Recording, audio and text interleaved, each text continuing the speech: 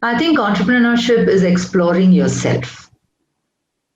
It's about your own choices, your capabilities, moving out of a comfort zone.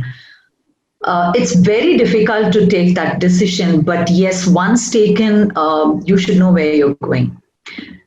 When channelized in the best form, entrepreneurship gives you wings to actually, it's gives you wing to the purpose of your existence. Welcome to another episode of PeopleHum interview series. I am your host Zia, and let's begin with a quick introduction of PeopleHum. PeopleHum is an end-to-end, one-view integrated human capital management automation platform, the winner of the 2019 Global Cody Award for HCM that is specifically built for crafted employee experience and the future of work.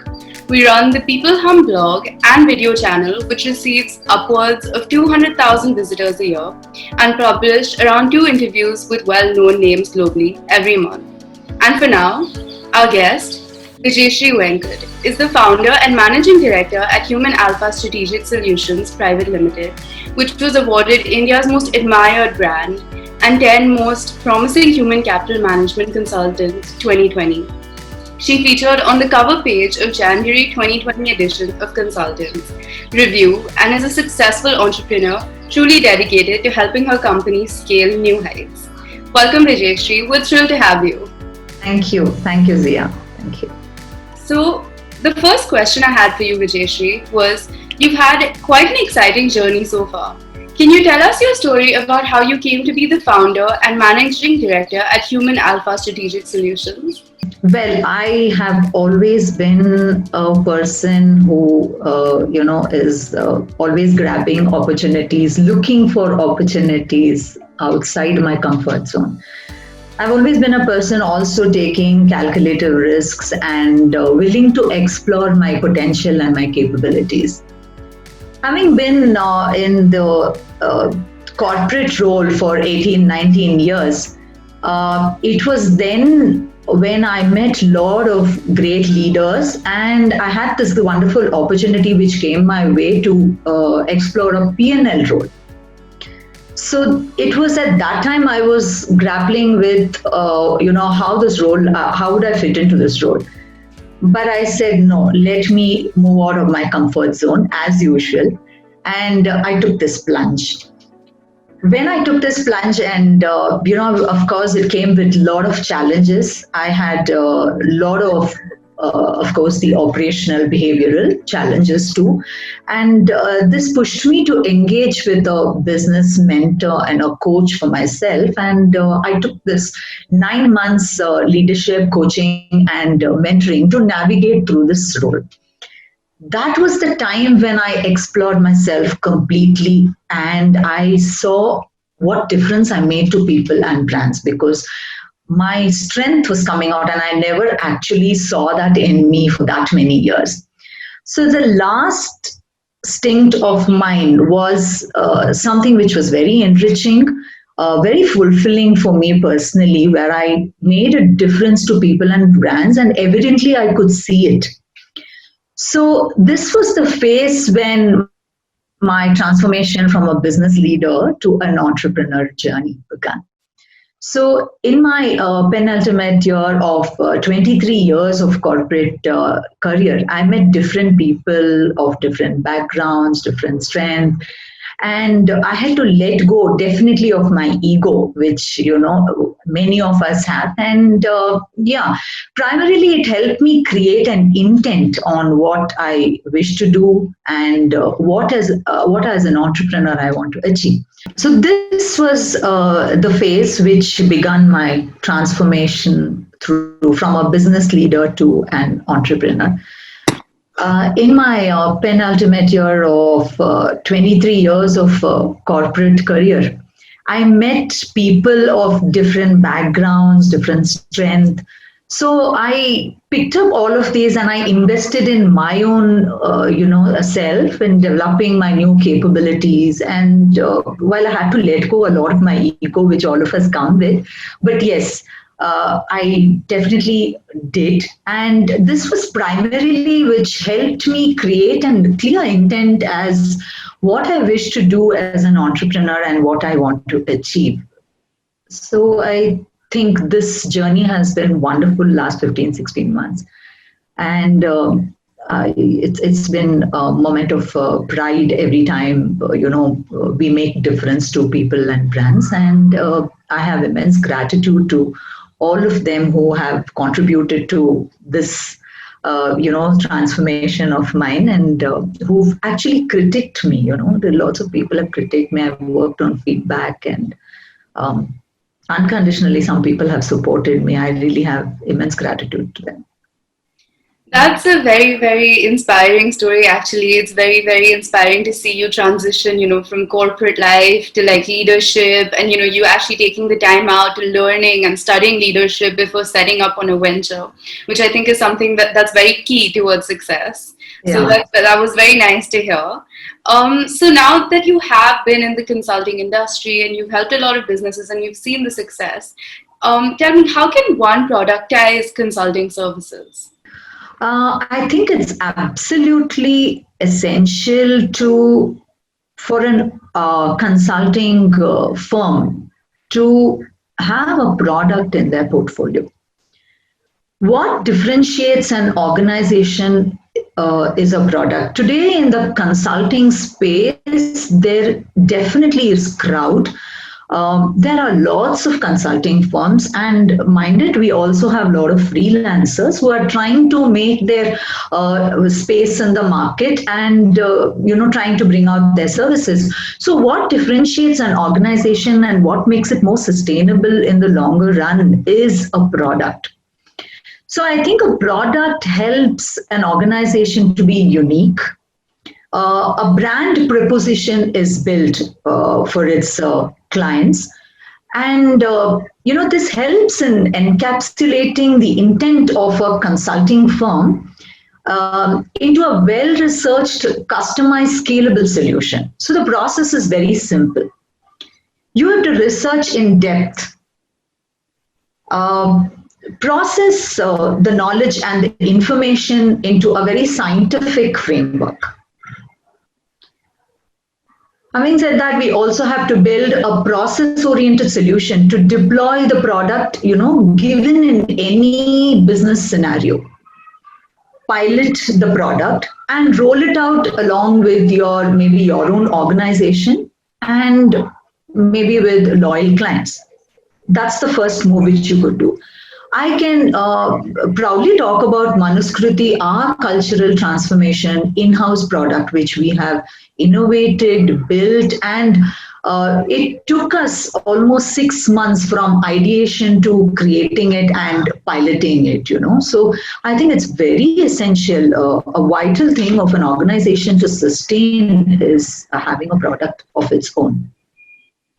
Okay, thank you. Those were very, very valuable key insights on productizing a particular service. And I think you touched upon some very key ways and methods that I think would be very helpful for our audience. So another very important part, if consulting is data assets, and this is something that's very key also for having a successful brand. So what is the importance of investing in the right data assets to formulate a winning brand strategy? Okay, so a winning brand is a manifestation of multiple assets in the organization. For me, the first asset which comes to my mind are people. We have to constantly, an organization has to constantly invest in people, develop their capabilities, enable growth. That's when they become brand ambassadors for life for the organization. The second thing is it also creates a lot of leaders within when people are looked at as assets of the organization. The second thing is the processes and the systems. An organization has to ensure that every business activity is agile, it's scalable, it is repeatable, and top notch quality. No compromise on quality. By codifying these activities into process and build a very systematic organization. Today in the VUCA today in the VUCA world, I mean, the most decisive asset, I think, is technology and the digital maturity. Constantly, organizations have to make, relevant and invest in technology, bringing the data and the analytics together to make business decisions. I think these are some of the most important assets of an organization.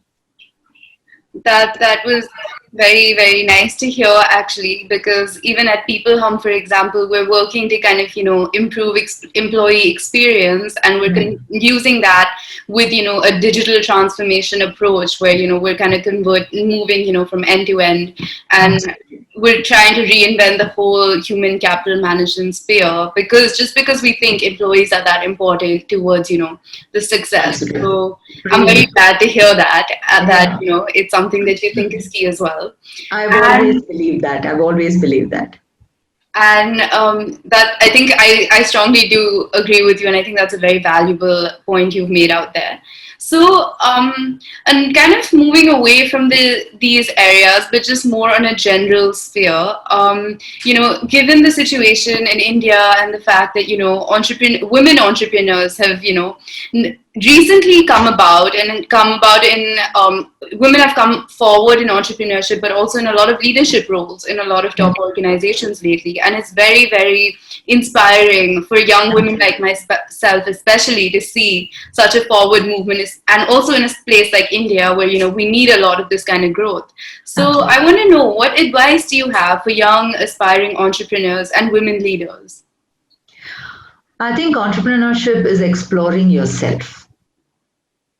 It's about your own choices, your capabilities, moving out of a comfort zone. It's very difficult to take that decision, but yes, once taken, you should know where you're going. When channelized in the best form, entrepreneurship gives you wings to actually, it's your gives you wing to the purpose of your existence, basically. I think it helped me make a difference, and I would love to see lots of entrepreneurs emerge with time. My advice to entrepreneurs, I'd like to look at it in two parts, because one is for young aspiring entrepreneurs, I think the most important thing is you have to follow your dream. Have a goal and follow your dream. Be passionate about whatever you want to do, and have the humility to say that I'm not great at this. That's very important. Most of us don't do it, but that's what is all about, moving out of a comfort zone. To say I don't know it, to accept it, and to be able to get information from outside, and keep yourself updated. I think it's about also very important that you have trustworthy partners coming together, where there is not competition, but where they complement and support each other. So that's very important. And I follow this whole thing about love what you do and do what you love. So any entrepreneur, I think, should be following that. For women leaders, definitely I would say don't follow anybody, just follow your dream. It creates your own identity and your individuality. I would love to see a whole lot of women, coming up, and one women leader standing up with a whole team of women saying that these are my success stories. They built my success story. I love to see something like that, and I want to say to women, stand up for your values. Stand up for your values and don't wait to be seen. Present yourself and dare to be different. This is my advice to women, especially. That, yeah, I think that is very inspiring, and I'm sure that will inspire a lot of the aspiring entrepreneurs and women leaders in our audience, for sure, that watch this, and that's some valuable advice for them to take a step I forward hope. in discovering themselves, and really going forward and Yes. moving towards finding themselves, rather than looking at things as just a business. Exactly. Exactly. Yeah. It's been really nice to kind of go over different parts, a little bit of consulting, a little bit of overall, looking at entrepreneurship and business and these aspects. But lastly, I just want to kind of check in and see if you have any other sound bites that you would like to leave our audience with for today. I'd like to talk about leadership. Yeah, I think that's what has brought me a lot of fulfillment. So, leadership for me is all about attitude.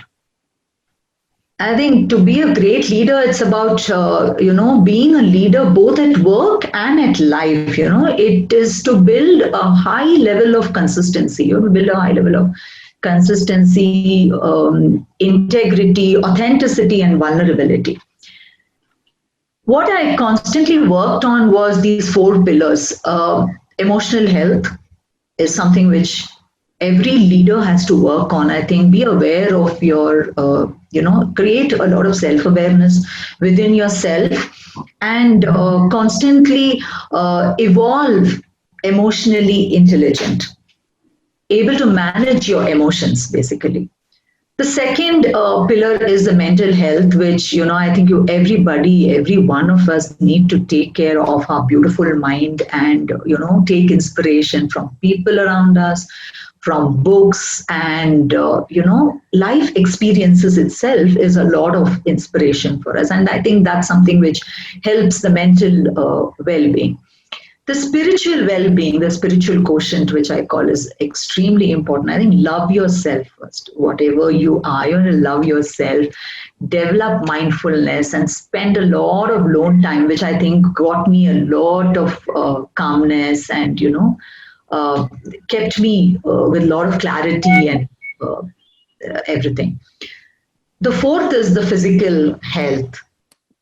There's a lot of exercising and yoga, a lot of practices which a lot of people can follow today. And I think that's also something which I followed. And these are the four pillars which I love to recommend for leaders, budding entrepreneurs, budding leaders, young leaders to, kind of work on these four pillars. That's my uh, uh, advice today.